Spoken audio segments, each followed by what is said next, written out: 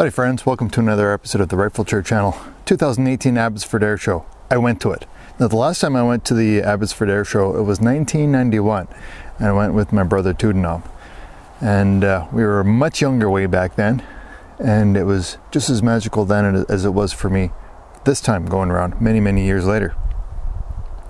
Now I'll be honest with you, I've been an aircraft geek, nerd, whatever you want to say.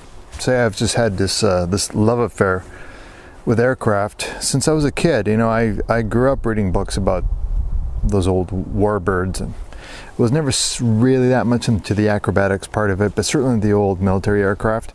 I was totally fascinated with them, and so going to these shows, it just kind of brings those books, those lesson plans, aircraft identification. I remember looking at the Japanese aircraft recognition cards that they issued to their soldiers in the South Pacific that were basically manning observation posts looking for naval aviators from the US Navy. And so it's really neat to be able to go out and actually see those birds up front, firsthand, touch them, see them fly, listen to them, and it's just beautiful. I love it. So I took some video of it, and I'll share that with you now. Now the environmentals were not great for the air show. They had full factor flags, so they had a very strong crosswind, and you'll see some of there's the American flag and the Canadian flag. They're just pointing straight up. Really hard crosswinds for these guys, and they're doing some incredible some work in these aircraft in those situations. You know, wingtips 18 inches apart. And they're doing this stuff. So I'll tell you a little bit about it. The environmentals were dark, full winds, there was some rain, and so some of the footage I ended up not taking. Some of it was really difficult for this camera to pick up. This here is the Canon Vixia HF R800 HD. And so this is the camera that replaced this one, another Canon product. I seem to have just stuck with Canon.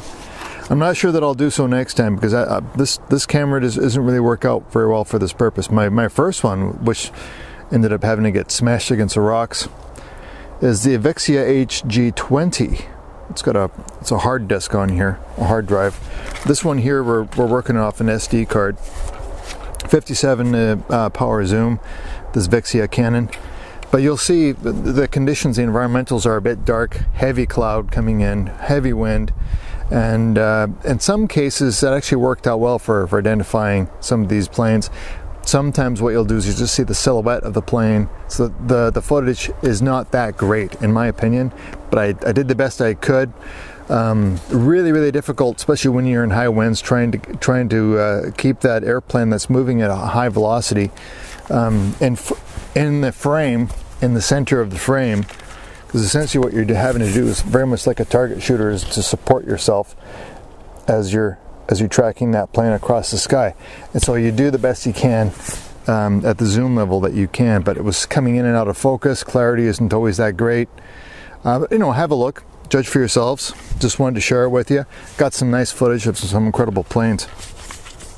Some of them I'll tell you is like this chap who's an acrobatic pilot, Wild Horse Aviation, Buck Rotman, and he's flying a highly modified PT2S or S2S, and some of the stuff that he's doing, you know, flying 20 feet off the ground upside down, doing ribbon cuts, all that kind of stuff is really very impressive. WildHorseAviationInc.com. Give them a check out. The RCAF CH-124 Sea King was there. They did a search and rescue demonstration, did some flyovers, and that helicopter, after about 55 years of service, is going to be officially retired this year. I think it's November, the end of November. Officially retired from service, and the fact that they're still in the air really does kind of say something about the old Sikorsky, or the old Sea King. It's certainly served, you know, Canada very well and it's very, very tired, can't get parts for it anymore. So they did actually have its replacement helicopter at the air show as well, which is called the Cyclone, the Sikorsky CH-148 Cyclone. And so I got a couple of still shots I'll throw into that. Pretty impressive looking helicopter. The U.S. Navy Blue Angels were there, and they've been running since 1946, running Hellcats, you know, all the way through the ages to the FA-18 Hornet. And very shortly after the Blue Angels, the Canadian Snowbirds came along, running the which is 431 Squadron, and they're running the CT-114 Tudor, which is actually it's a modified variant of the Tudor, but and they go much slower than the Blue Angels.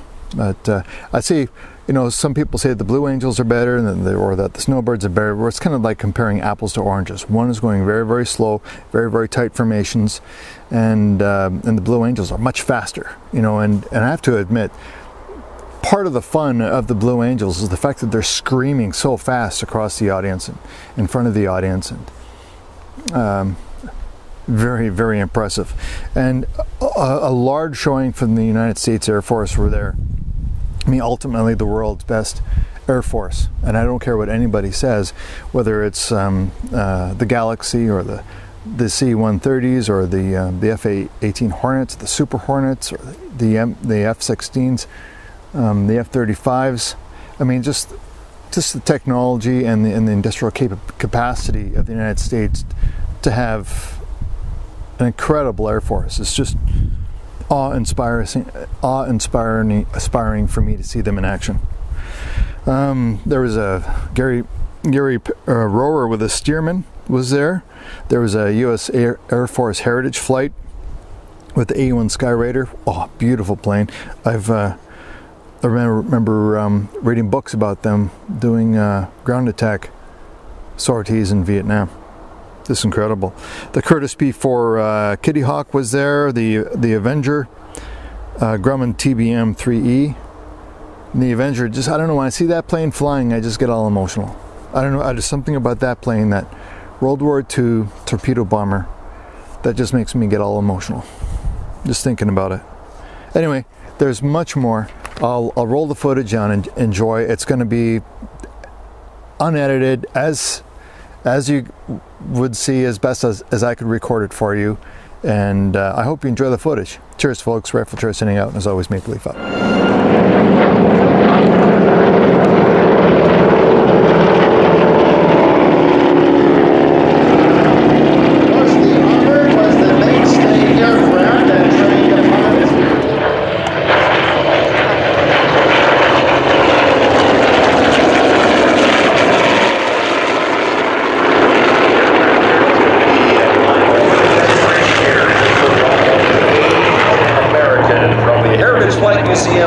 Down in Skagit, Washington, just across the line here, and this thing's powered by the Great Big. I believe these there we go. Folks, those tires are probably not more than 5 feet above the ground. Talk about a view by those pole holders, that airplane going right underneath that ribbon. There's the double hammerhead. HS2S is one of the very few airplanes that can actually perform the double hammerhead. On the airplane to get lower and lower to the ground as you get it. The inverted ribbon snap. Just incredible power the weight ratio on the pits in the sky. Folks, what did you think of Buck Roman in the pit seat at the Abbotsford Airshow by Sergeant Romeo, as well as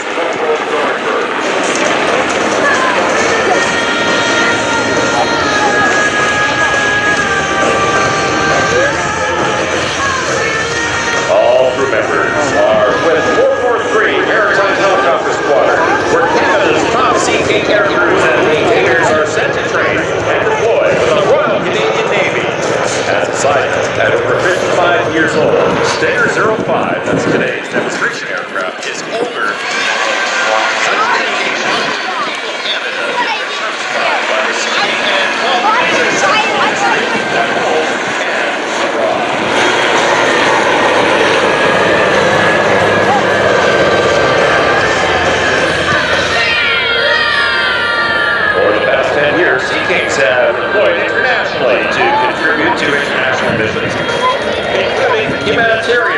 missions to 8 earthquake relief in New Zealand and hurricane relief in the Turks and Caicos. Then to Dominica just last October, counter narcotics mission. And his crew have served in hurricane relief in Newfoundland, rescues and support in Red River floods, fisheries and anti-drug operations, coastal patrol, and continually active in search and rescue.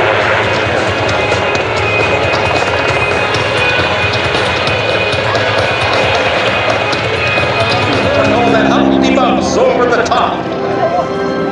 G-forces pushing him out of the cockpit and the blood rushing to his head. Again, trading off some altitude craft upside down. Just gonna hold it right there all the way down the show line. And there's a corner turn and right side up again.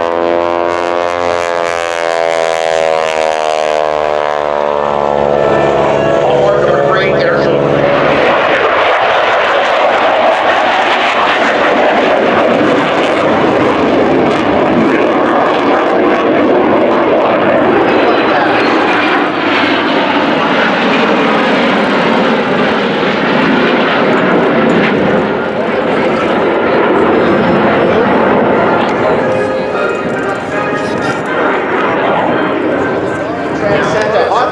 From children around the globe. Now, this Christmas, folks, if you want to track Santa, go to the Nordic Track Santa website, nordicsanta.org.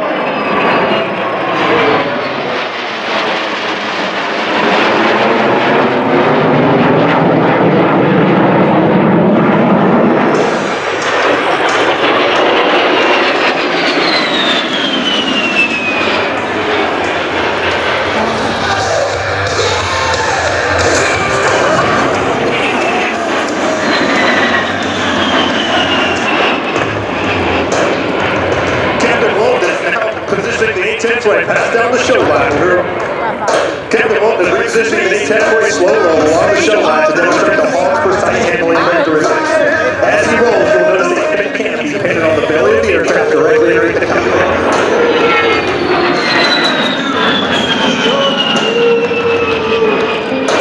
I was broken from a young age, took my soul into the masses.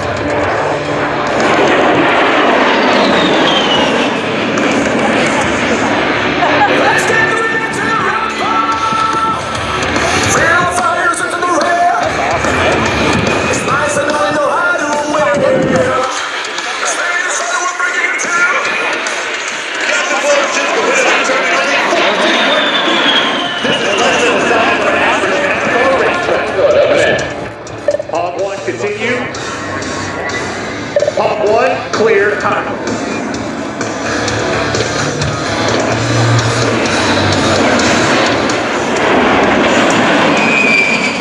It will now take Captain Wolf less than 30 seconds to get back in the fire position.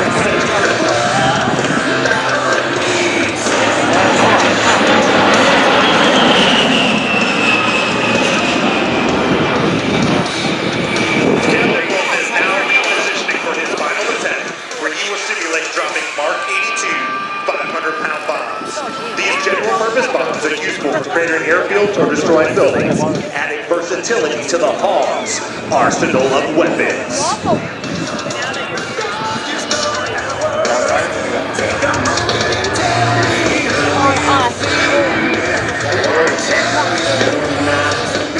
Watch how he goes.